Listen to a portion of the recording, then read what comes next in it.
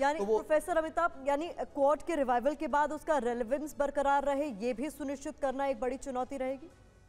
देखिए, रेलेवेंस तो इसका रहेगा और रेलेवेंस और बढ़ेगा ही, लेकिन जो इमीडिएट ऑब्जेक्टिव है खासकर ऑस्ट्रेलिया और अमेरिका का, कि किसी भी तरह भारत को उसको एक सिक्योरिटी आर्किटेक्चर का फॉर्म बनाया जाए। कई बार तो पहले यह भी कहा जा रहा था कि क्वाड को एक नेटो का स्वरूप, लेकिन भारत ने उस जितने भी आशंकाएं थी उसको ठंडा कर दिया कि भारत किसी भी तरह से कोई एक सिक्योरिटी फॉर्मेशन का, या ये कहें इंडो पैसिफिक नेटो बनाने की जो बात थी, उसका पूरी तरह से उसके लिए तैयार नहीं है। हालांकि ये है कि जिस तरह का चीन का प्रभुत्व खासकर मैरीटाइम सिक्योरिटी में या मैरीटाइम रीजन में जो बढ़ता जा रहा है, उसको चेक करने के लिए क्वाड एक बहुत महत्वपूर्ण एक संस्था बन गई है। हालांकि क्वाड अभी तक एक डायलॉग फोरम ही है, कोई ऑर्गेनाइजेशन नहीं हुआ है, लेकिन उसको मूर्त रूप धीरे धीरे दिया जा रहा है कि किसी न किसी तरह इनफॉर्मली ही भारत उस सिक्योरिटी आर्किटेक्चर का पार्ट बने। चाहे वो इंडिया ऑस्ट्रेलिया के साथ जो मालाबार या जापान के साथ इंडिया मालाबार एक्सरसाइजेज होते थे, नेवल एक्सरसाइजेज, या जिस तरह से coordination freedom of the navigation of the high seas था, चाहे जिस तरह से free and open Indo Pacific थी, चाहे जो संचार माध्यम थे इंटरनेट की लाइन बिछाने, उसमें जो सहयोग क्वाड कर रहा है। और क्वाड का अगर आप बेसिस भी देखें, 2007 में जब शिंजो आबे ने इसको एक मूर्त रूप दिया था, तो वो सुनामी के खिलाफ या जो विपदाएं थी, खास करके नेचुरल कैलामिटीज थी, उनके खिलाफ बनाई गई थी।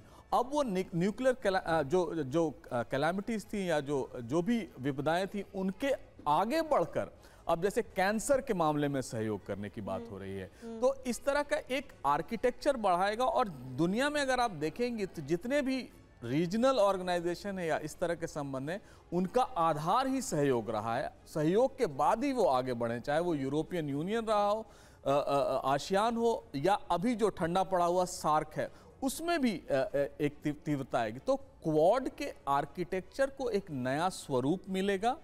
क्वाड के आर्किटेक्चर को अब बाइडेन साहब ने वहां उसकी मीटिंग करा के ये प्रूव कर दिया है कि अमेरिका पूरी तरह डेडिकेटेड है क्वाड को एक संस्था का स्वरूप देने का तो नहीं, लेकिन एक अच्छी गैदरिंग का, जिसमें एक्सरसाइजेज होंगी, नेवल एक्सरसाइज होंगे, मिलिट्री एक्सरसाइज होंगे, एक कॉन्फिडेंस बिल्डिंग मेजर्स होंगे।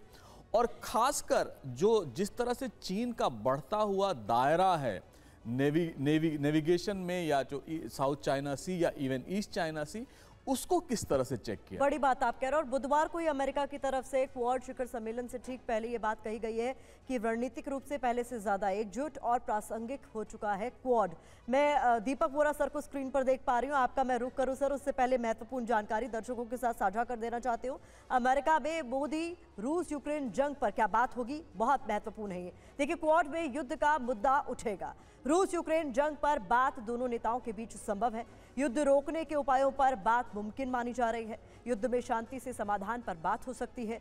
जंग में मध्यस्थता को लेकर भी बात हो सकती है। क्वाड देशों के बीच चर्चा होगी इसको लेकर। इजराइल हमास जंग पर भी चर्चा संभव मानी जा रही है। अब इसमें जरूरी बात यह है कि पीएम मोदी जंग रोकने की बात कर चुके हैं पहले भी हर मंच से। मामले को शांति वार्ता से सुलझाने की वकालत वो करते रहे हैं। पुतिन ने भारत की मध्यस्थता का समर्थन भी किया है।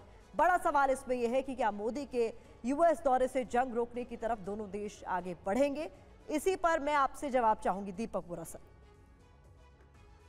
क्षमा कीजिएगा, एक तो आभारी हूं कि आपने ये मौका दिया है आपके चैनल पर आने का। अभी मैं सुन रहा था आपके विशेषज्ञों को, उनकी जानकारी मुझसे कहीं ज्यादा है। आपका प्रश्न क्वाड के बारे में है या द्विपक्षीय संबंधों? दोनों चीजों के बारे में है सर। और ये भी जानना चाहूंगी कि जिस तरीके से रूस यूक्रेन ने दुनिया भर की चिंता बढ़ाई हुई है, भारत हर मंच से इस बात की वकालत करता रहा है कि युद्ध का युग नहीं है, शांति से मसले को सुलझाया जाना चाहिए। ऐसे में क्या रुख दोनों नेताओं का इस मुलाकात के बीच हो सकता है?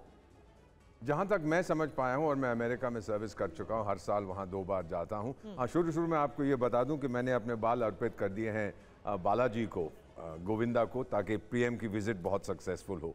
4 मेन चीजें हैं। एक तो ये आपने जिक्र किया है यूएन का समिट। ये 80 साल पुरानी बुढ़िया संस्था जो है यूएन, ये समिट ऑफ द फ्यूचर कर रही है। इसका कुछ होने वाला नहीं है। अगर लोग किसी का भाषण सुनेंगे तो प्राइम मिनिस्टर नरेंद्र मोदी का, बाकी साहब अपने घिसे पिटे कहानी सुनाएंगे।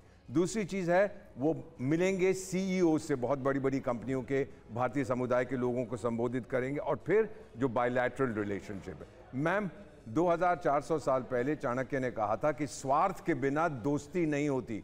तो हमारा क्या स्वार्थ है, हम क्या चाहते हैं यूनाइटेड स्टेट्स से? एक तो पूंजी निवेश और दूसरा वो टेक्नोलॉजीज जिसमें एक्नॉलेज वर्ल्ड लीडर है, चाहे मेडिसिन में हो, चाहे आपने कैंसर का जिक्र किया, स्पेस में हो, एग्रीकल्चर में हो, सेमीकंडक्टर में हो, high technology, critical emerging technologies, artificial intelligence etcetera, defence technology, space technology, ये हम उनसे चाहते हैं। वो क्या चाहता है मुझसे? उसको मालूम है कि अगर कोई चाइना को कंट्रोल कर सकता है एशिया में या पूरे विश्व में, वो भारत है। ये इंडिया नहीं है मैम, ये भारत है। अब इसने अपनी ताकत पहचान ली है, अमेरिका ने भी पहचान ली है।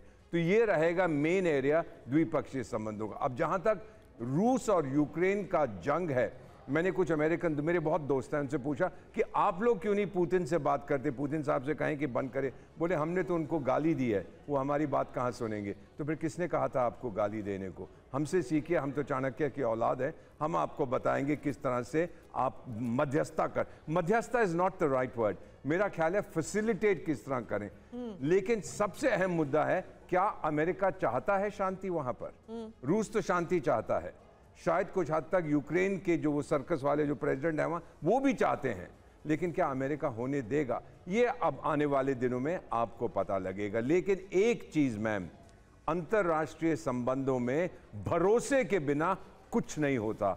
आज अगर 193 सदस्य हैं, देश हैं संयुक्त राष्ट्र संघ में, एक देश जिस पर सब भरोसा करते हैं, भले ही द्विपक्षीय लेवल पर आपका आतंकिस्तान जो पड़ोसी है या चाइना वाइना जो मर्जी का है, सब भारत पर भरोसा करते हैं। और इसका श्रेय एक व्यक्ति को जाता है, उसका नाम है नरेंद्र भाई दामोदर दास मोदी। इंपॉर्टेंट पॉइंट्स आपने रखे।